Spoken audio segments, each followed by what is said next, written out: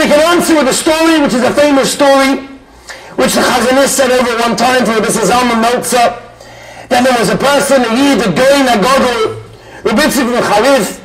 He was the Rav of Slonim, the tremendous Goyin, and he was looking for a shidduch for his daughter, and it wasn't like nowadays, how many dates, which restaurant, which hotel, how many drinks, which leather champagne, which suit were you wearing.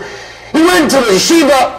He went to Nevada Yeshiva, went to Volozhin Yeshiva, and he said to Rosh Yeshiva, he said, tell me, I'm going to ask a shayla. Whoever is the one to answer the question is going to go and marry my daughter.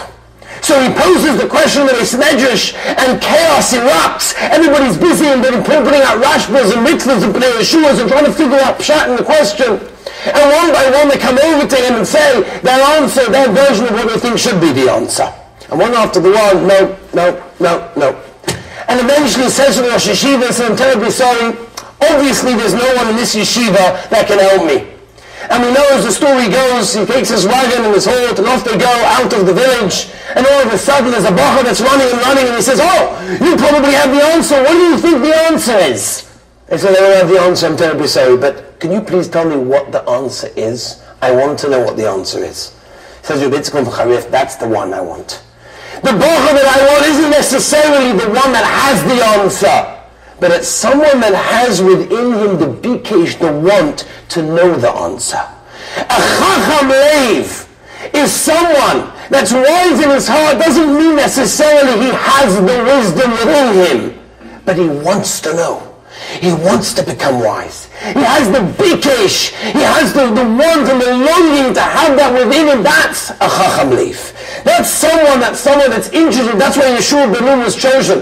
Rav Chaim Shmulevitz writes that if you look at Yeshua, we know that he wasn't the biggest talmid chacham that existed, even though he was chosen to take over Moshe Rabbeinu. Why? He says, look at the Ramban. The Ramban says the order of the psukim when the Meraglim went were not in order of their birthdays or the way that they traveled. Says the Ramban, very simple, it was the order of how chashuv they were, how big of a talmid chacham was. Says the Ramban, look at the list. Yeshua ben Nun was number 5, which means there were 4 people more chashuv than him. Which means Yeshua ben Nun wasn't chosen because of the Torah that he knew and how big of a talmid chacham that he was. Rather, he was chosen layomish metoich ha'oil. Yeshua ben Nun was someone that had the bikesh, who was meshamish to mitach v'chobem. Moshe Rabbeinu was clinging to him to see the emes. Teach me something, not because of the knowledge that he knew, but because of the bikesh, this midah of bikesh. That's what it means, a chacham leiv. And just to realize what your Torah is, let me just tell you 2 things. Reb Chaim Abramsky, just before the Second World War, was the chief rabbi in England, in London, and there was many children that were taken by various organizations, and they were taken to be looked after, they were given shelter, they were given food, they were given a Torah education. Some of these kids never went to cheder, never went to school. They took them Aleph Beis, they taught them Moedani, they taught them the mitzvahs, the Torah, they taught them everything. They came one day late, right before the war. Money was going down, people were losing their businesses, there was no money. They didn't know what to do. They said to Rabbi Abramsky, I'm sorry, we're going to have to move these people, these children out from these organizations. They're no longer able to stay there. We've got no money to fund it. There's nothing we can do. We'll send them to the ones where the goyim go good. They'll get food, they'll get shelter, they'll get a place to live. Torah they won't get. What can we do? We don't have any money. So Rabbi Chaim said, it can't be. Who can we ask? He said, listen, there's only one person that's got money that hasn't given. He's a Jew. He's not really religious. Maybe he comes in with a kippah to say Kaddish for his mother, whatever it may be. And he's got no shaykhs to Yiddishkeit, there's no point going. Rabbi Chaim said, we have to go, it's Pekuach Nefesh. He goes over, he knocks on the rich fellow's door, and the fellow says, sees Rabbi Abramsky, the chief rabbi of London there. Sure, when I come inside, what can I do for you? He says, I've come for Pekuach Nefesh, life and death. He said, what can it be? So he starts telling him, these children are going to take away the Torah education and move into another one. It's Pekuach Nefesh. He said, listen, Rabbi, I don't know what you're talking about. I give lots of money to plenty of organizations, the Red Cross and whatever it is. These people are real Pekuach Nefesh. These kids are going to get shelter, they'll get food, they'll be okay. Oh, so they want them education. And Rabbi Wiesenfeld said, absolutely not. To remove the Torah education from a child is Pekuach Nefesh. It's mamish on the gather of life and death. And he said, Rabbi, I don't know what you're talking about, I don't understand, cold turf, goodbye, meeting over. That Friday night, 11 o'clock at night, Shabbos has been in for a few hours. Rabbi Abramsky picks up the phone, and this rich person here, the phone's ringing, he answers the phone as normal. Hello, this is Rabbi Abramsky, the chief rabbi of London. I'm calling you on Shabbos night to ask you a plea for these children. I want to show you this B'kuach Nefesh. I want to show you what it means, a Torah education, that Torah for a read is not just something geschmack, something nice to do on a night, on a weekday. You know, we'll fill our nights with a bit of Torah, we'll have some food, it'll be geschmack, it'll be nice. No, Torah is the essence of our life. Somebody came to the Chofetz Chaim, and he said to the Chofetz Chaim, you know, there's all this Torah, this mitzvahs, very, very nice. He said to the Chofetz Chaim, I read a Zohar Kodesh. And the Zohar Kodesh writes that if you don't have Torah and mitzvahs with Yiras Shamayim and all the right kavanos and all the right things, it's not worth anything. It doesn't go up to Shamayim.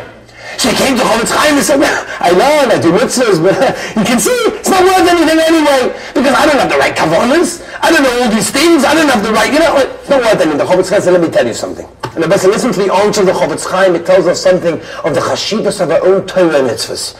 So the Chofetz Chaim, just a few years ago, before the war started, a baker came over to me, and he said to me, I don't know what to do, I've got a big problem, nobody buys my roll. I spend all the time kneading the dough and sifting the dough and, you know, baking it. I'm busy with it all night, staying up the whole night. The next morning, the lady comes in, she picks up this roll. Just one's too burnt. This one's underdone. And but before you know it, she's out. Nobody buys my rolls. And the Chofetz Chaim said, don't worry, I gave him the bracha, mitzvah Hashem, and have tzlacha. A few years later, it was right before the war, rations were all over the place, people didn't have money, people didn't have food. Believe me, everyone picked up every single roll and just ate it because there was no choice.